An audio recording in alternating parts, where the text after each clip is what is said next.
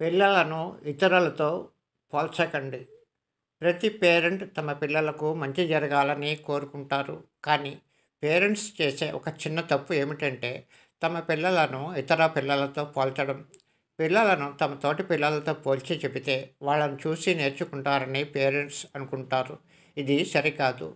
పిల్లలను ఇతర పిల్లలతో పోల్చడం వారి భవిష్యత్తుపై ప్రభావం చూపుతుంది.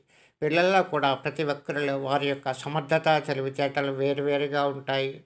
వాటిని పోల్చి మాట్లాడితే మన పిల్లల్లోనే కాదు మనలో కూడా నిరాశ, అసమర్థత కలుగుతాయి.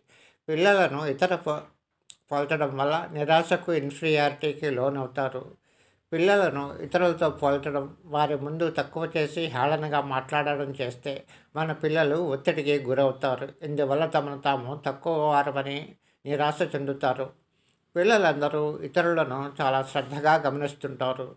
ఇతరుల్లో తాము గమనించిన విషయాలు ఆచరించాలని చూస్తారు. అలా అనుకరించేవి మంచివా చెడ్డవా అని పేరెంట్స్ విశ్లేషించి తమ పిల్లలకు చెప్పాలి.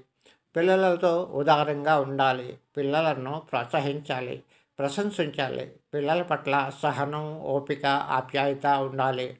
వేరొకరి సక్సెస్తో మన పిల్లల ప్రతిభను పోల్చడానికి బదులు మన పిల్లల్లో వారి వ్యక్తిత్వాన్ని పెంచాలి.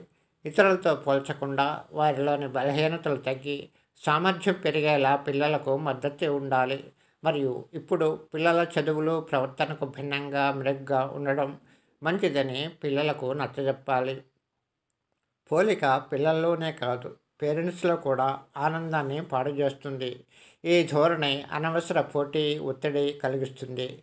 కనుక పిల్లలను తోటి వారితో పోల్చడం కాకుండా వారిలో ప్రతిభా నైపుణ్యాలు పెరిగేలా మన మాటలతోనే మార్పును తీసుకురావచ్చును. ఈ వీడియోలోని అంశం మీకు నచ్చినట్లయితే లైక్ చేయండి. అదేవిధంగా ఈ వీడియోని ఆసక్తి గల వారికి షేర్ చేయండి. ధన్యవాదాలు.